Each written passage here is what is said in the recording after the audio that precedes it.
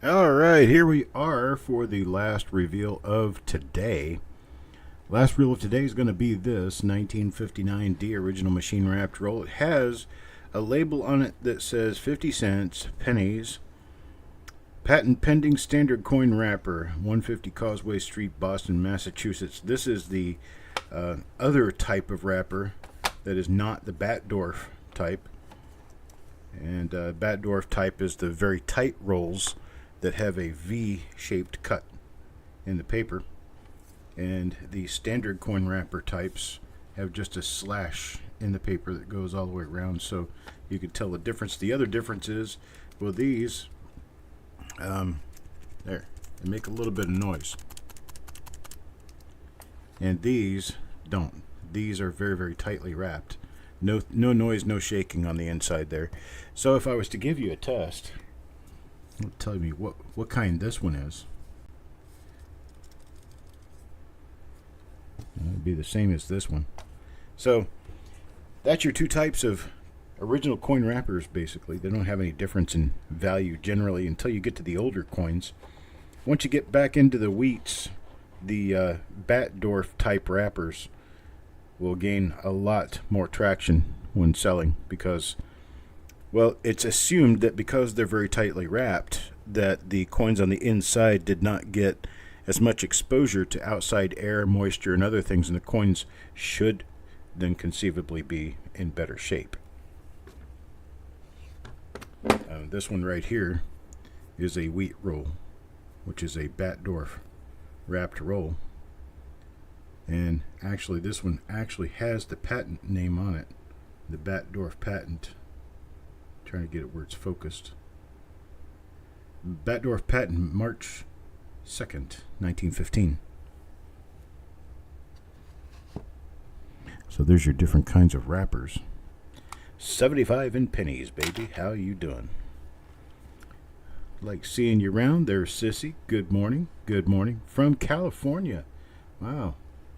Still breakfast time there. It is lunchtime here. I'm going to go ahead and open this roll up, and we're going to get in here and see what's going on. Sometimes these are a little easier to open. Sometimes they can still be a, well, big old grizzly bear. This one is, about in between. It's not bad. It's not real easy either. Let's see here. Try to get this pried apart, picked open.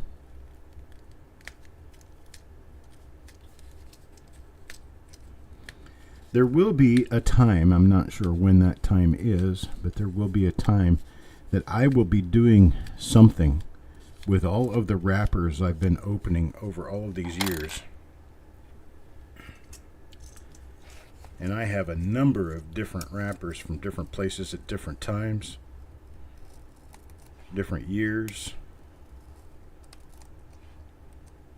I'm trying to get the label cut here so the paper will come open easily.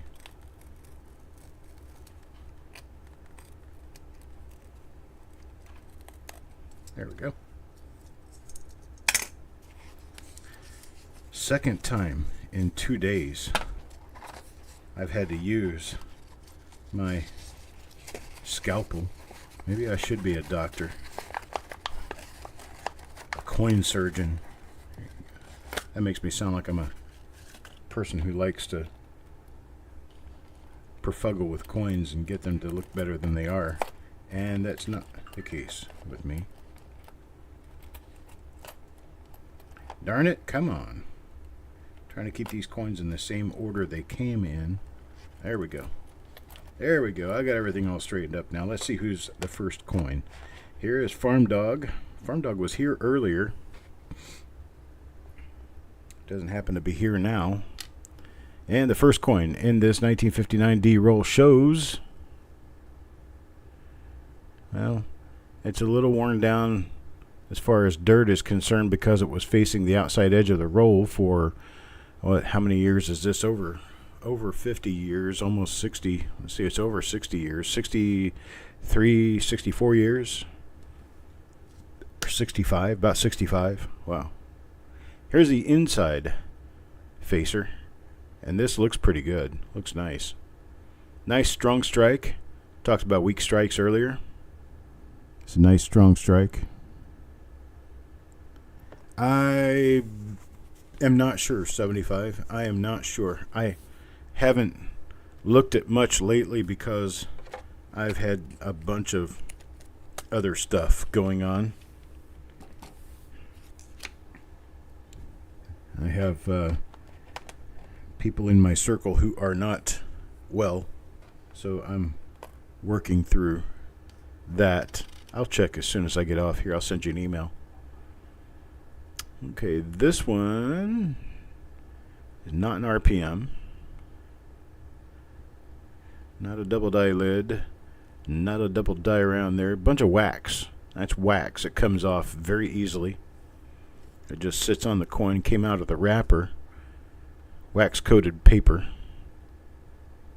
That was partly to keep the coins in decent shape, and also so that the coins just don't simply slide around, and also so that they could keep the rolls looking nice over time.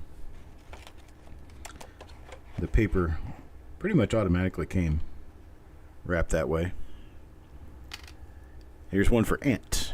Ant, third coin in the roll. Nice clean looking coin,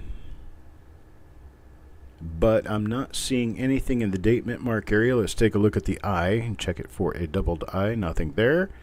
And around the top, still got nothing. I appreciate that, 75. It's not, well, I may as well just tell you guys. We're having a problem with my stepson, and my wife is not very well because of it. And we're at a lull in the action right now because he is very well under control. However, that could end at any given time. We're just trying to help him as much as we can, and that involves a lot of getting around, a lot of driving, a lot of spending time in places I don't like to be. Raleigh, Durham, basically any city with more than 20,000 population.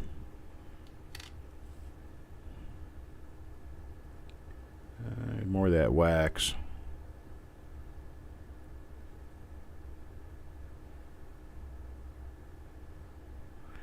Looking for stuff to be doubled.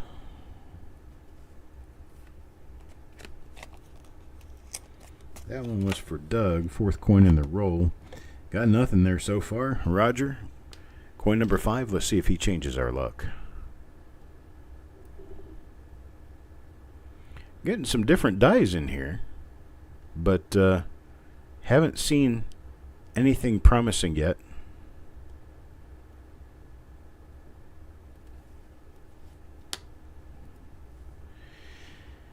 Yeah, fortunately, I'm the one staying strong, and I'm not usually the one who can do a whole lot for other people in situations like this, but I have been doing everything I can to support the issue, which in part meant not being up here working, rather being with the family, which has carried me away from work more lately than not. Let's see if Jordan gets us involved in something good. Yeah. Got a little struck throughout in front of the mouth. Other than that, got nothing on the obverse here. Let's check the reverse. We're still within the first 10 coins. 1959D is known for a couple of relatively minor double die reverses. Got a lot of RPMs in 59D. In fact, over 100 of them, I'm sure.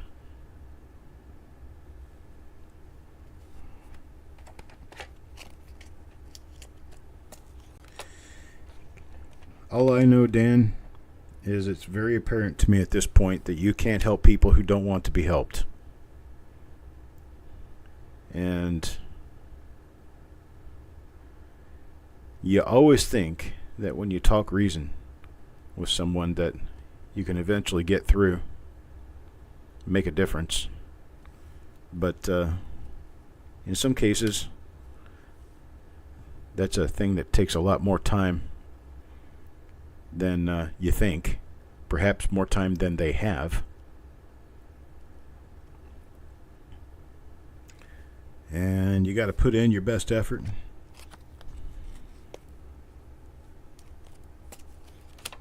And attempt, anyway, to be there when those people are ready for change. So I stand by and await the phone call, whatever that call may be. So,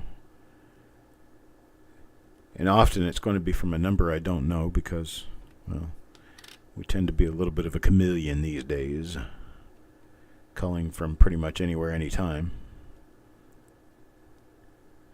So I stand by my phone and wait for any oddball number to show up, and I will take those calls, whatever calls they may be.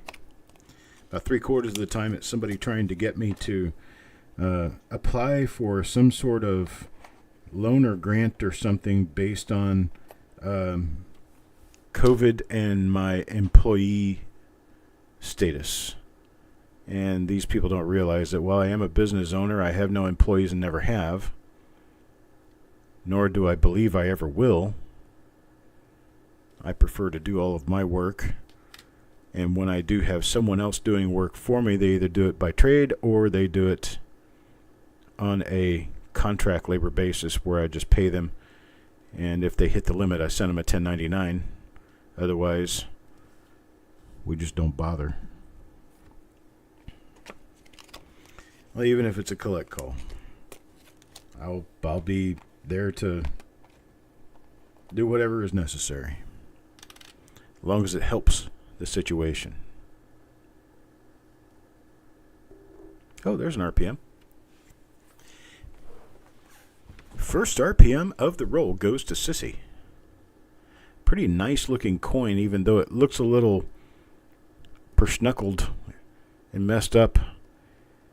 Under the scope here, you're also looking at it at about 150 its normal size. Let's check on the reverse to see if we can find any of the minor double die reverses that we know about for 1959D. Not very many known. I think there might be 2 or 3 of them. Nothing there. So Sissy gets the first RPM of the roll. And coin number 10 there. Here's coin number 11. Let's see if we can keep that lucky roll going. I knew Sissy would be the one to bring us some luck. Nothing on this one. Nothing there. We're just going to keep looking through the obverses for the remainder of this roll. As far as that list and getting the list together, I'm not sure that Paul is still here, but I will be publishing a partial list about 30 minutes after this show ends. And then I'll be adding to that list through the day. As I find more things to run at auction, I will be adding to the overall pile. I have a few packages that still need to go out today that are from previous auctions. I'll get those out today. Tomorrow we'll start everything fresh.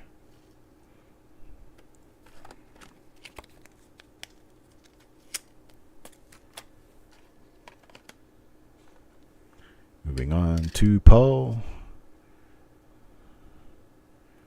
Not an RPM there.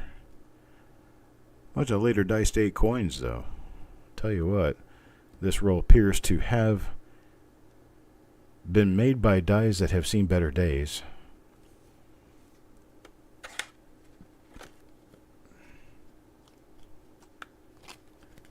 There's Paul. I'll be publishing something on that list by 1 o'clock. I have they're allotted items, and most of them are allotted items. They're rolls and partial rolls that came out of collections and such that were not something I could sell individually. So these are lotted 1/2 and 3/4 rolls, or circulated rolls of multiple dates, or just circulated rolls, or rolls that don't have enough value by themselves.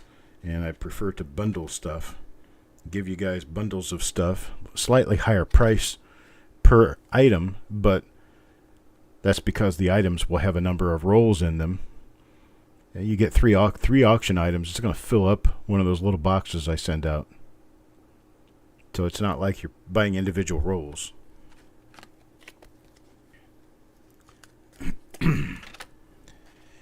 I'll be sending out a letter to everybody here probably in the next 2 hours to let them know about the auction coming up tonight, so I can get as much participation as possible. Spread the word, share it, get it out there so more people know about it.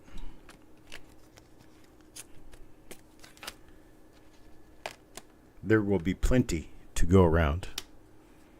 I'm talking about bundle lots of anywhere between 3 and 6 or 8 rolls, and there will be at least 30 to 50 bundle lots.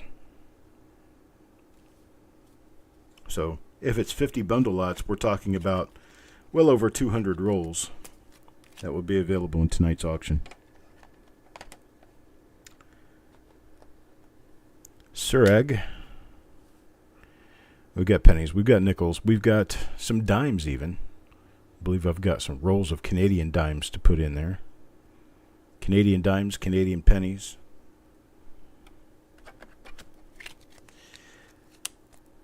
A lot of penny rolls. There's one for Mickey. I have rolls like, for instance, and this is just a hypothetical because I don't know this to be sure, but I know there's a lot of stuff like this in there. Say that you get 12 1947 Lincoln cents and 18 1944 Lincoln cents, and you put them all in one roll and write it in pencil really small on the outside of the wrapper after you get finished rolling them up in 1952. And that's the kind of stuff I've got. Lots of mix mash. Oh yes, yes, the auction is here on YouTube every Tuesday evening for the most part, except on holiday weeks and weeks where I have to be gone. Then we could have it pretty much any day of the week, but mostly these auctions are on Tuesday, and we're talking about auctions with anywhere between, I'm going to say 25 and 75 items. They run 2 to 3 hours, and generally a total purse in the auction of between $2,000 and $5,000. So there's some decent stuff. But yes, lots of opportunities. Lots and lots and lots.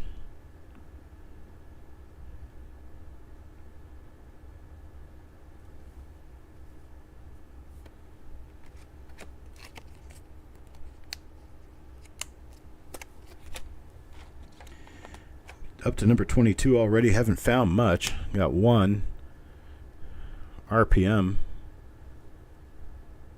There is another one. That's a later die state right there of a pretty nice split lower serif.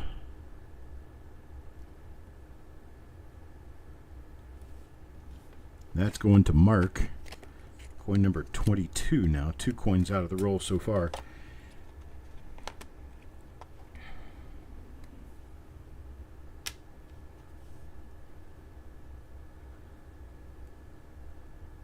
Another one of those. That's 3 coins now out of the roll.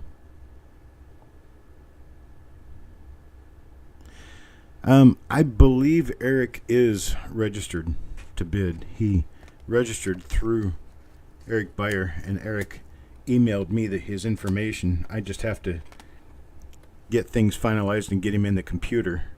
One thing I can do right now is add Eric as a moderator because he is one of the family now. Eric, the reason I do this, and you'll go to a lot of channels on YouTube and you'll see that there are a couple of people who have wrenches next to their name. Those are moderators. And the moderators are generally, let me get Stan's coin up here so we can start looking at it. Moderators are generally the people who take care of the auction itself or the channel, and they're the ones who blink out inappropriate comments. They're the ones who kind of control the environment. I have a different way of looking at what an admin or what a moderator is. Moderator to me is anybody in my family, anybody who's trusted. And there is a specific reason why I started doing this, assigning everyone as a moderator. And that specific reason is, there's actually a die clash there. Interesting die clash. Well, it kind of shows at the bottom of the chin. It's kind of different. Anyhow, the specific reason for my assigning moderator status to everyone is there is a particular type of bot troll. Not sure that it's bots, but it probably is, that will come in and find a name.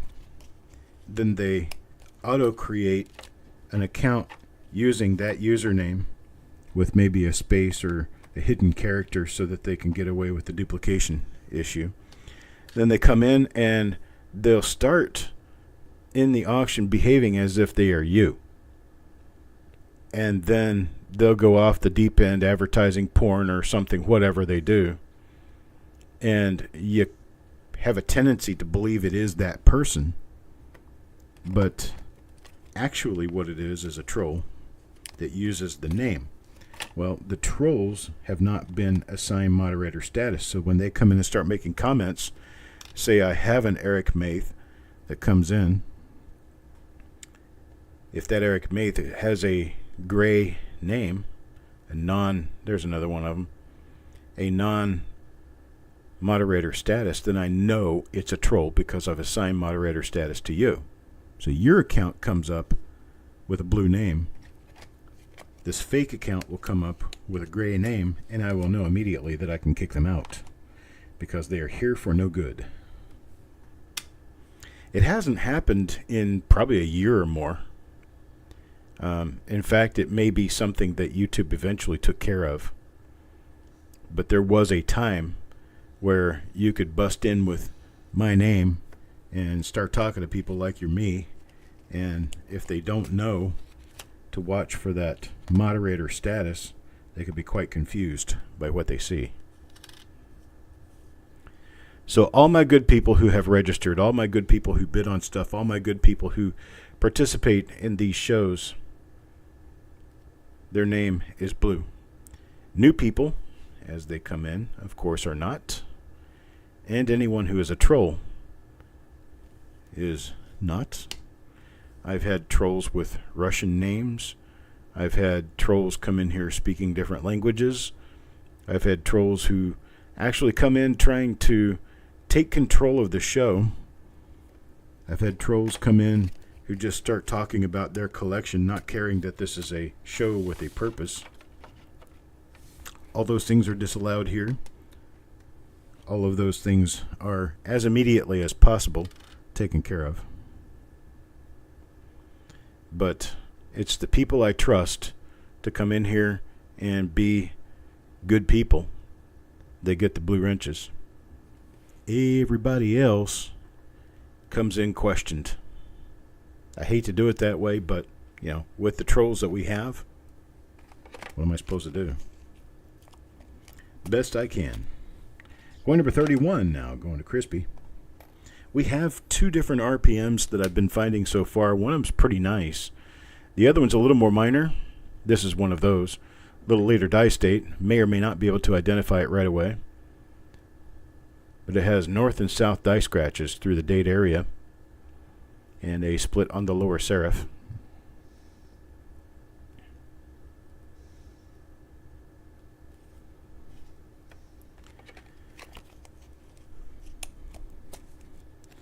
Also, as would be relatively obvious in a situation like what we're in here, I do have a certain list of people who are not necessarily friends, who could or may show up at my show just to try steering people toward their channels or toward their sales or whatever they can do to divert attention away from the purpose of the show.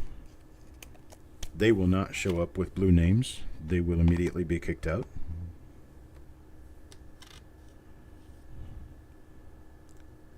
Most of them, I'm sure, know that's exactly what would happen. They won't have a chance to do anything one way or the other, and thus they don't show up for that reason. Another nifty looking little clash. This one's going to go to Parviz.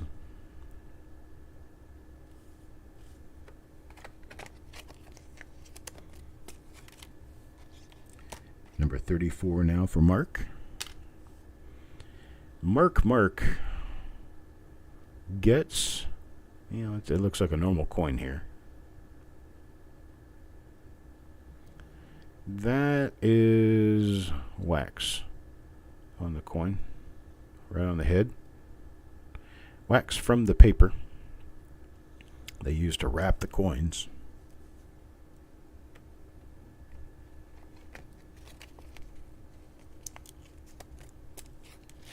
Yeah, that thing right under the chin was a clash. It was a polished off clash of one of the columns in the memorial from the reverse.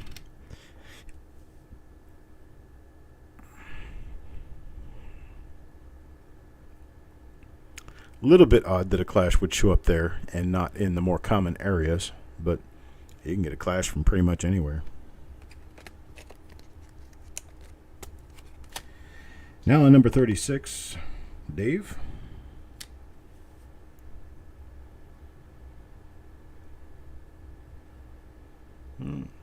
Got me spinning there for just a second because there's a big hit on the mint mark that looked like something was going on. All it was a hit, unfortunately.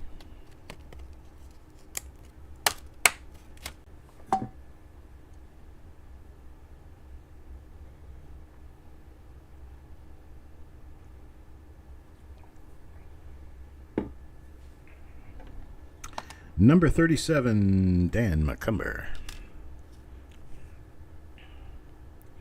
Batting in the 7th position. From the right field, number 37, Dan McCumber. Right, is that how we do it?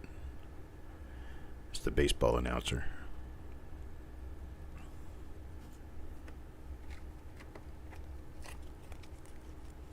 You're looking for prison bar clashes?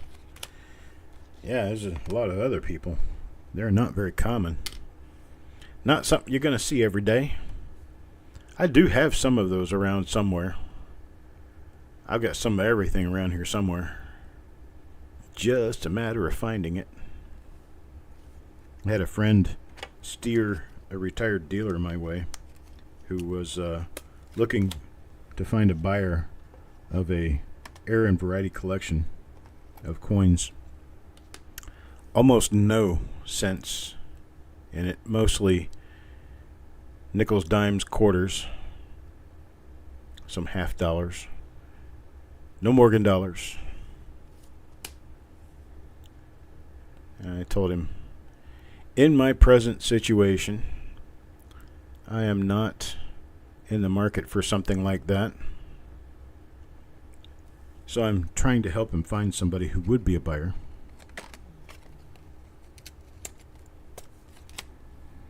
If anybody knows anyone here who would be in the market for roughly $20,000 to $30,000 worth of airs and die varieties from nickels to quarters in or about the $20,000 to $25,000, maybe $30,000 range, let me know. I'll try to get the two connected. Paul here. Mr. Hampton. Wait, it looks like we're going to run kind of scarce on die varieties in this roll. Just no luck today. I got 4 rolls coming up tomorrow. Well, probably not all 4 of them, because I'm going to be working on packaging. Don't know if Mickey's going to be here or not. He's getting himself prepped to leave town for a while, and so he may be kind of busy. I haven't talked to him, haven't seen him in any of these reveals today, so he's probably kind of busy chasing his tail, getting himself ready for stuff.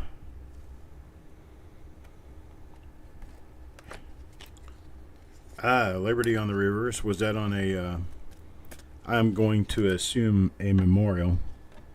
And you could see the RTY backwards and upside down inside bays 1, 2, and 3 of the memorial. Those are not highly uncommon, but they're also not highly common. There's something that has a little bit of value. Enough to be worth sticking in a collection anyway. Well, Roger didn't get anything out of this. That's a pretty nice looking 1959 Delinquent Cent. We got Carl now. Carl coming up next. Let's see if in these last few coins of the roll we can produce a few RPMs for some nice lucky people. Got nothing going on there either, unfortunately.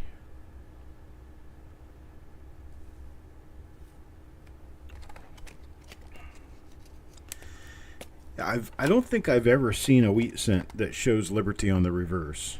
If I did, it probably would be on a 1943, because a lot of times clashes on those were not brushed away immediately. They were a lot more concerned about the dies breaking than having bits of design on them. 1943 was a very difficult year for minting coins in the United States. And there's one for Mickey again. Now, this coming Monday, I will be selling reveals again. And the reveals that I will be selling will be ones that you will definitely not want to miss. If you do miss getting involved in those reveals, you will not want to miss the idea of watching the show.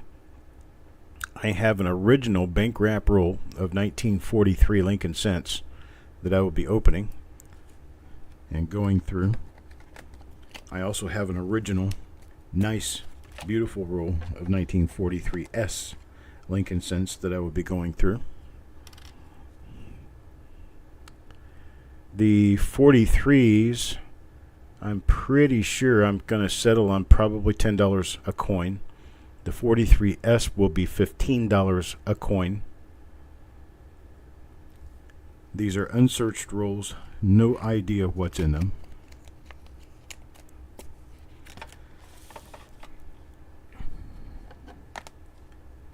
There's one upside down. I told you I do it just about every roll. I stick one in upside down. There we go. And I couldn't get away from it this time, even though I've only got 3 coins left in the roll. There it was. The reveal show where I sell reveals is Monday at 7 p.m. Eastern Time. All my times are Eastern. I live in Eastern North Carolina, way inside the Eastern Time Zone. In fact, I have to travel 6-7 hours to the west to get involved in the Central Time Zone.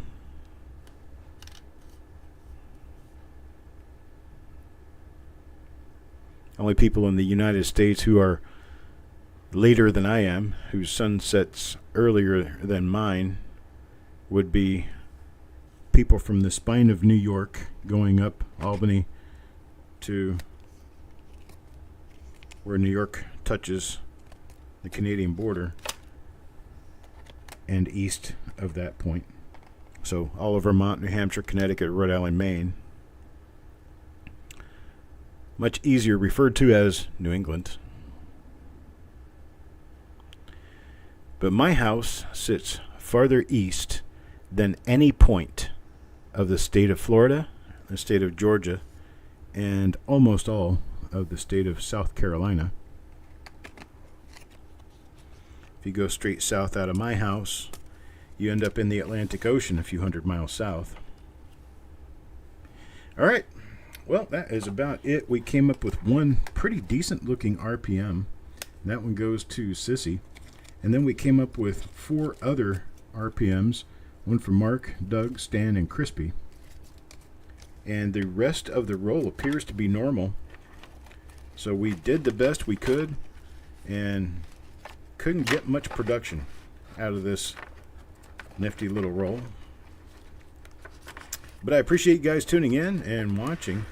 Be watching the regular auction link, which is coppercoins.com/auction, for the auction items to start showing up here in the next hour to 2 hours. And I will be adding to that throughout that period of time. So https coppercoins.com/auction. That right there is where you will eventually this afternoon start seeing items arise for the June 4th auction, which is today. I appreciate it, folks. I'll get it started, and we'll meet again at 7 p.m. Eastern Time this evening. Talk to you later.